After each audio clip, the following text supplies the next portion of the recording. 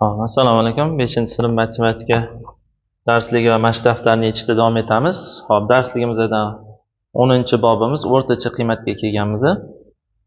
O'rtacha qiymatligini nimaligini ko'rib o'tamiz. 3 nafar bolaning o'rtacha bo'yi qanchaga teng? Ularning o'rtacha vazni qanchaga teng? Siz o'rtacha bo'y va o'rtacha vazn degan nimani tushunasiz? Mana 3 ta sinfdoshlarni bo'ylari va vaznlari yozilgan ekan, berilgan. Shularning o'rtachasini topish nima qilinadi?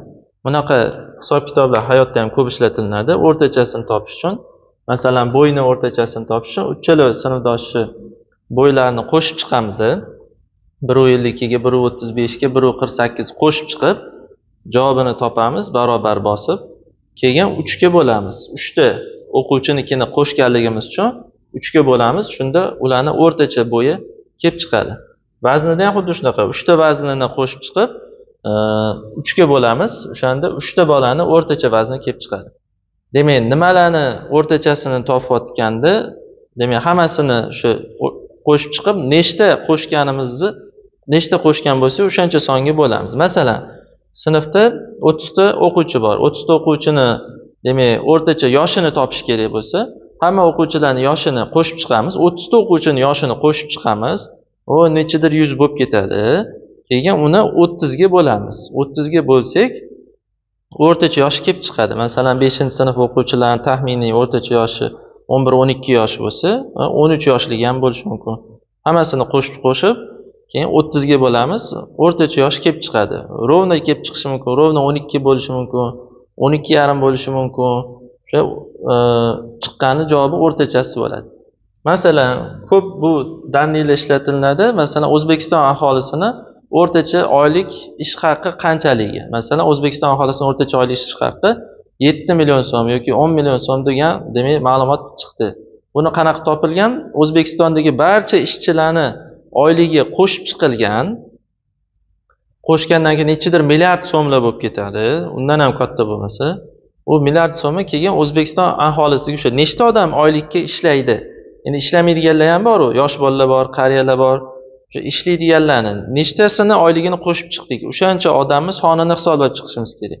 Demak, masalan, O'zbekiston aholisi masalan 10 millionni yoki 15 millionni oylikka ishlab, 15 millionni oyligini qo'shib chiqib, o'sha chiqqan sonni 15 millionga bo'lishimiz kerak. Odamlar soniga bo'lishimiz kerak. O'shanda o'rtacha oylik ish haqi kelib chiqadi. Misollardan bittasi shunaqa qilib hisoblanadi. Xo'p, o'rtacha qiymat tushunchasi. Mana bizda 3 ta likopchada har xil tarzda bo'lingan anaqalar shirinliklar bor. Bitta likopchada 2 ta, bittasida 5 ta, 7 ta, bu yoqda 6 ta. Teng 2 ga bo'lish uchun, teng 3 ga bo'lishimiz kerak. Har bitta likopchada teng bo'lish uchun, demak, hammasini qo'shib chiqib 3 ga bo'lamiz. 2 ni 7 ga qo'shsak 9, 9 ni 6 ga qo'shsak 15, 15 ni yana 3 ta likopchaga qaytadan teng taqsimlashimiz kerak. 15 ni 3 ga bo'lsak 5 tadan bo'ladi. O'shanda mana 5 tadan qo'yib chiqilsa, hammasida teng bo'ladi. Hop, tushunarli, demak, hammasini qo'shib chiqib, mana bu yerda ham shu misol keltirilgan. O'sha formulasi ham keltirilgan.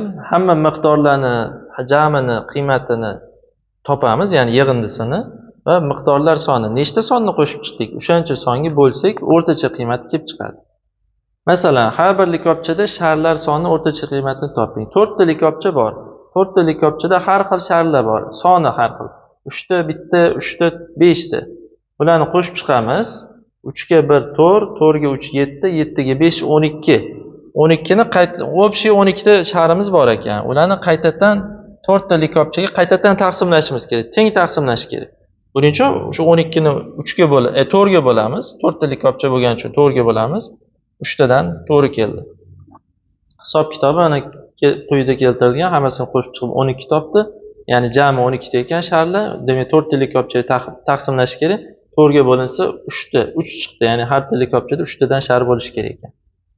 Keyingisi, Karim matematika fanidan test sinovlarida 4 marta ishtirok etdi. Uni o'rtacha ballini aniqlang. Demak, 4 marta har chorakda matematikadan test topshirdi desak, har bir chorakda olgan ballari keltirilgan. O'sha ballarning o'rtachasini topish uchun ballarning birinchi yig'indisini topib oldik, 317 ball. Keyin uni 4 ga bo'ldik. Chunki 4 ta sonni qo'shdik-da. O'rtachasini topish uchun nechta sonni qo'shgan bo'lsa, o'shanga bo'lish kerak. 317 ni 4 ga bo'ldik, o'rtacha 79/25.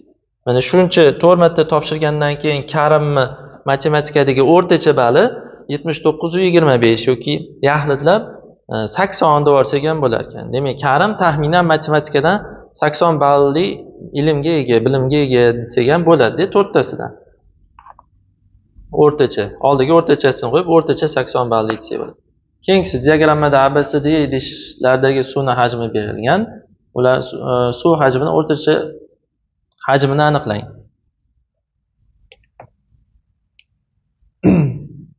To'rtta idish bor deylik. Sig'im A, B, C, D, Y. Har bittasida har xil suv bor ekan. Millilitrda ekan bu suvlar. Birinchi idishimizda 400 millilitr, ikkinchisida 200, uchinchisida 300, to'rtinchisida 100 va beshinchisida yana 200. Bularni hammasini qo'shib chiqdik millilitrni, общий mana 1200 millilitr bo'ldi.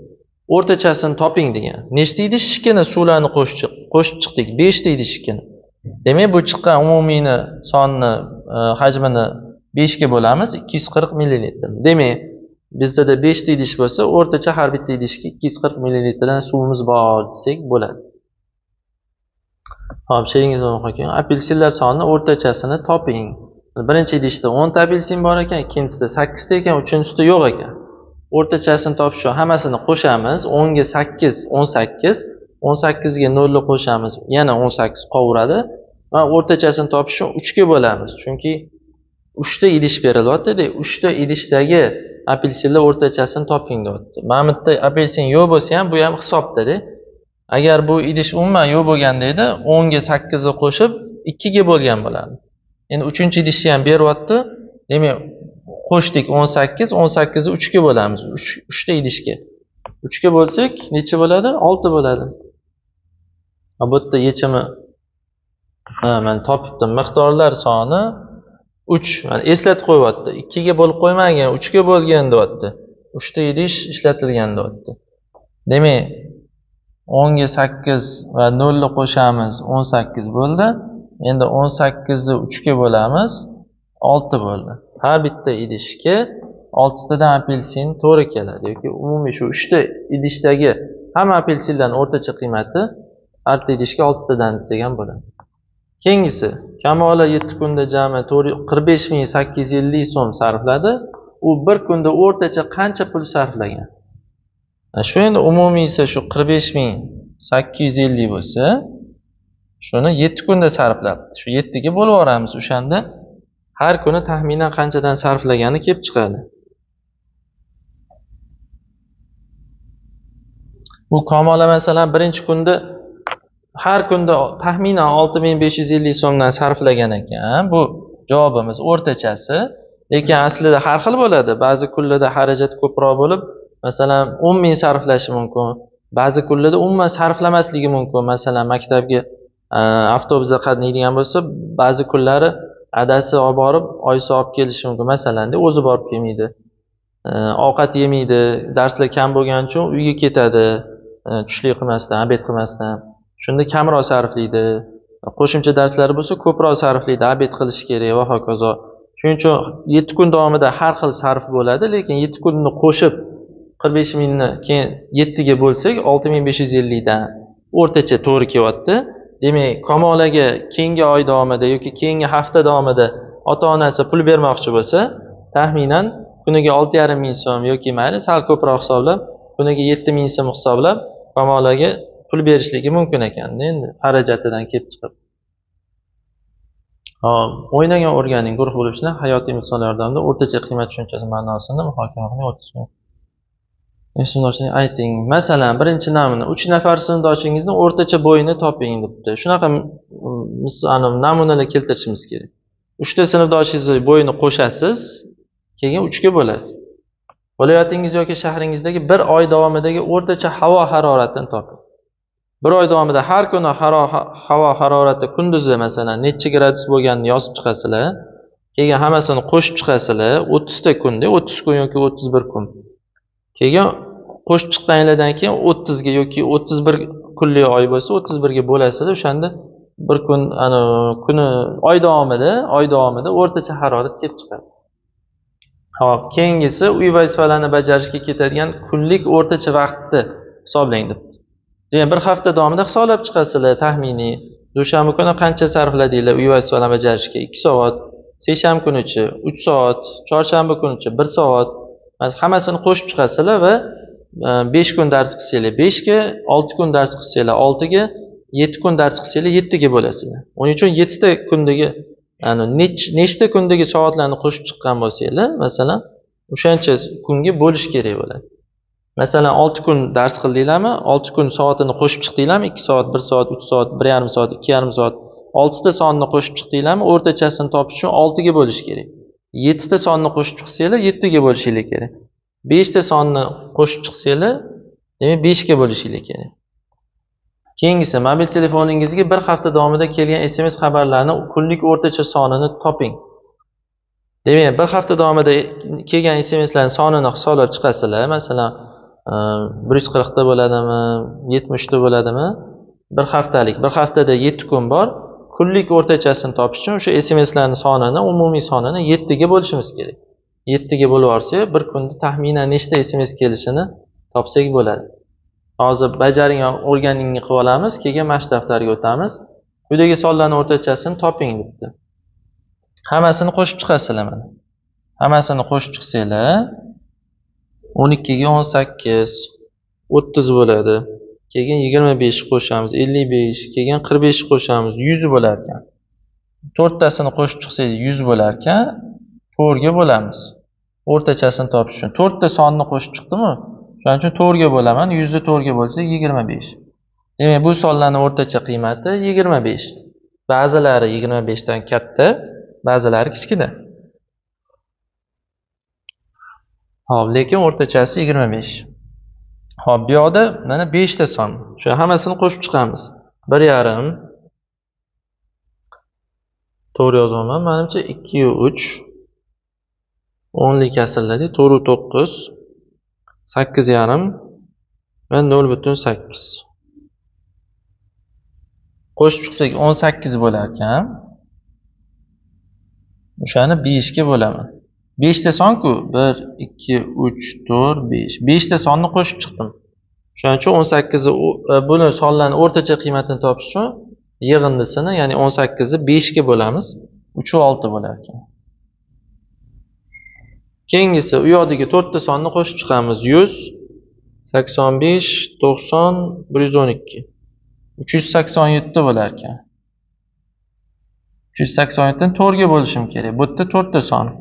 4 ga bo'lsam 96 75. Mana o'rtachasi 96 75 ekan.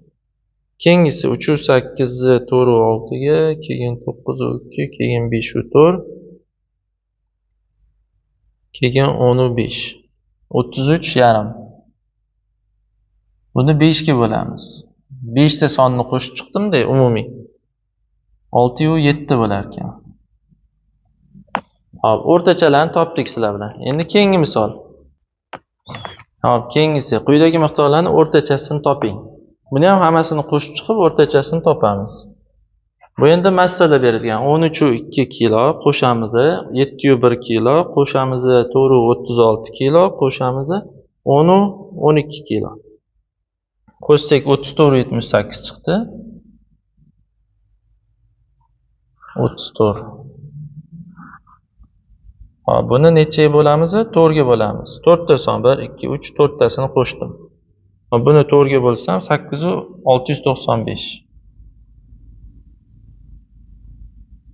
695. Keyingisi 5 ta son 1000 metr qo'shsam 1580 bo'ladi. Qo'shsam 600 ni qo'shaman, keyin 350 ni qo'shaman, keyin 815 qo'sh. 3345 metr. Buni 5 ga bo'lish kerak. 5 ta sonni qo'shdim-da, 5 ta qiymatni qo'shdim. Hop, buni 5 ga bo'lsak 669. O'rtachasi bu bo'ldi. Mana bu kilogramm edi. O'rtacha 806 kilo, bu 669 metr bo'ldi. Hop. Bu yerda nima deyapti? Miqdorlarning o'rtacha qiymati berilgan miqdorlarning eng kichik va eng katta qiymatlari orasida bo'ladi. Masalan, 2, 4, 6, 8, 10 sonlarning o'rtacha qiymati 6 ga teng. Haqiqatda shunaqa. Bizga sonlar berilgan, shuni o'rtachasini toping deyapti. Mana bizada sonlarimiz orasida eng kattasi 1000 metr, eng kichkinasi 350 metr. Biza topishimiz kerak bo'lgan javob shu sonlarni o'rtacha qiymati mana shu ikkita sonni orasida bo'lishi kerak. 350 dan kichkina bo'lib ketishi kerak emas o'rtachasi va 1000 dan katta bo'lib ketishi kerak emas. Shuni orasida bo'ladi har doim. O'rtacha deyilyapti-da, shularni o'rtasidagi son deyapti taxminan. Mana 669 chiqdi, demak 350 bilan shu 1000 ni o'rtarog'idagi sonda. Shun bilan tekshirib, sal tekshirib tursanglar bo'ladi. Chiqqan, ya'ni topgan javobinglar to'g'ri, noto'g'ri degan. Quyidagi tizimada po'latda 4 oy davomida jamg'argan mablag'lar ko'rsatilgan. U har oyda o'rtacha qancha mablag' jamg'argan? Xo'p, birinchi jamg'argan pullarni hammasini qo'shib chiqishimiz kerak. Po'latnikin, to'g'rimi? Yanvarda jamg'arma miqdori 1000 so'm, ya'ni 60 shu ko'rsatyapti yanvarda, ya'ni 60 1000 so'm degan ekan. 60 ming so'm jamg'argan plus fevralda 90 ming so'm jamg'argan, 90 ni to'g'risida ro'parasida turibdi-da.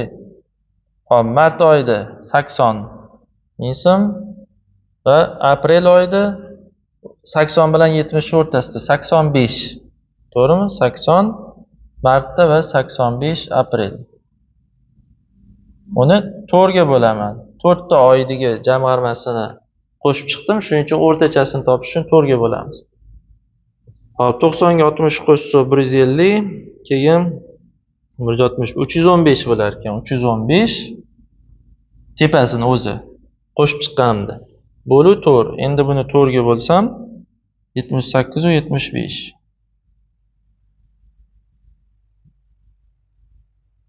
Ming so'm. Javobimiz shu bo'ldi. Hop, endi mashq daftaridagi mashqlarga o'tamiz. O'rtacha qiymatini toping. 10 plus 16 plus 20 plus 26 ni 4 ta son bo'lgan uchun o'rtachasini topish uchun 4 ga bo'lamiz. 10 ga 16 26, ikkita 26 ni qo'shsak 52, 52 ga 20 ni qo'shsak 72. Bo'lu 4 bo'ladi. 18. To'g'rimi? Javobimiz.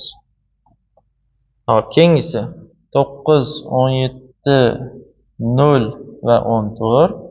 Buni ham o'rtachasini topish uchun 4 ga bo'laman. 4 ta sonni qo'shdim-da, 0 ham son o'zi. Hop, 9 ga 17 ni qo'shsam 26, 26 ga 14 ni qo'shsam 36, 40 bo'ladi. 40 taqsim 4. Ya'ni 10. Shunaqa chiqyapti. Mana eng kattasi 17, eng kichkinasi 0. Shu 0 bilan 17 ni o'rtarog'idagi son chiqyapti 10. To'g'ri. Bu yerdachi mana eng kattasi 26 edi, eng kichkinasi 10. Bizda javob 18 chiqdi. Mana haqiqatda 26 bilan 10 ni o'rtarog'idagi son 18. Demak, o'rtacha qiymat shu berilgan sonlarni, demak, o'rtarog'idagi eng kichkinasi bilan eng kattasini o'rtarog'idagi son chiqishi kerak. 25 3 plus 41 6 plus 35 4. Bu 3 ta son qo'shyapman, demak, o'rtachasini topish uchun 3 ga bo'lishim kerak. Hop, 25 3 41 6 35 4 bo'li 3 34 1. Javobimiz shu, metr deb qo'yamiz. Endi bu yerda berilganlar metrda berilgan ekan, shuning uchun javob ham metrda bo'ldi. Bundan oldingilarda sonni o'zi edi, birligi yo'q edi. Shuning uchun javobida ham birligini yozishimiz shart emas, yozmaymiz. Keyingisi 475 plus 269 plus 512 plus 804. Nechta son bu? 4 ta son. O'rtachasini topish uchun demak 4 ga bo'lamiz. 475 269 512 804 2060 bo'lar ekan. Tepasini, yig'indisi. Uni 4 ga bo'lishimiz kerak. 515 nima bo'ladi? Millilitr. Chunki bu yerga hammasi millilitrda berilgan.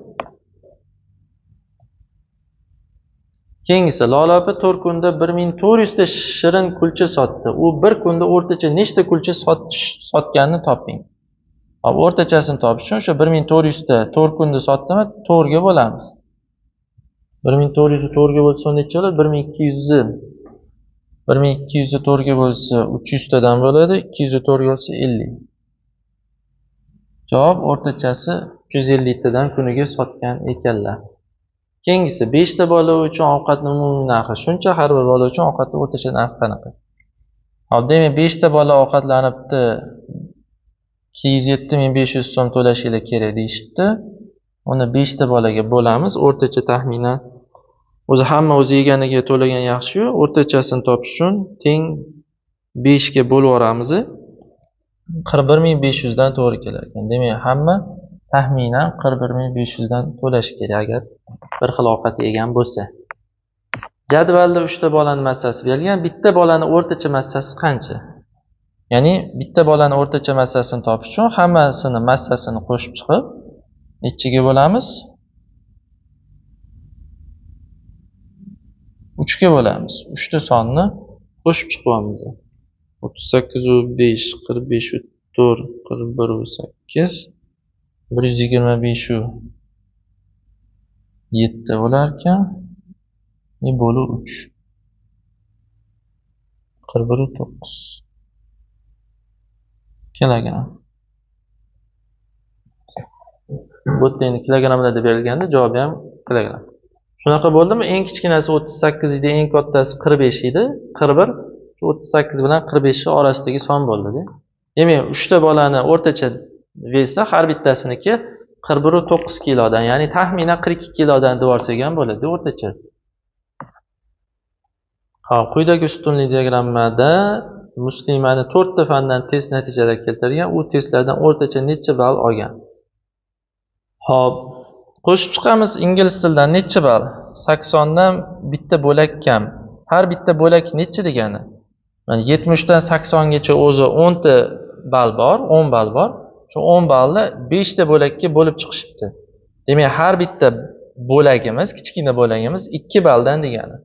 80 dan bitta bo'lak kam degani 80 dan 2 ball kam degani. 80 dan 2 ball kam degani 78 degani. Ingliz tilidan. Ona tilidan 80 dan bir bo'lak katta, ya'ni har bir bo'lagimiz 2 balldan edi. 80 dan 2 ball katta degani 80 ga 2 ballni qo'shamiz. 82 ball.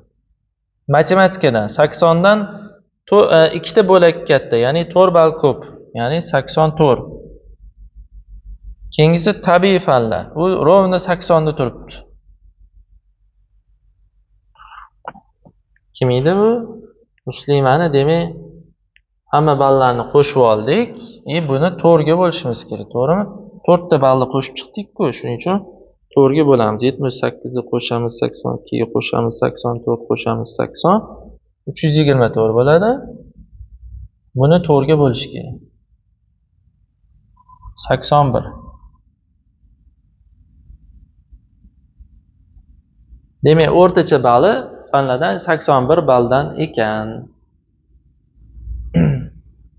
Keyingisi 5 kunda sotilgan somsalar sonini keltiring. Bir kunda o'rtacha nechta somsa sotilgan? Somsalar sonini hisoblashimiz kerak ekan. Dushanba kuni rovna 300 ta somsa sotilibdi. Plus seshanba kuni rovna 250 ta. Plus chorshanba kuni 200 bilan 150 ni o'rtasi 175 bo'ladi. 200 ga 150 ni qo'shamiz, 350 bo'ladi. 350 ni 2 ga bo'lsak, o'rtasi kelib chiqadi, mana shu. 175. Plus payshanba kuni rovna 250 va juma kuni rovna 350 ta. Juma kuni eng ko'p sotibdilar. Nimaga unaqa ekan? Nima deb o'ylaysiz? Hop. Nechta son, ya'ni necha kunlik sotilish qo'shib chiqdik? 5 kunlik. Shuning uchun o'rtachasini topish uchun 5 ga bo'lamiz. 300, 250, 550 plus 175 plus 250 plus 350. Demak, общий sotganlar 1325 ta somsa bo'libdi 5 kunda. O'rtachasini topish uchun bir kunda qancha sotganlar?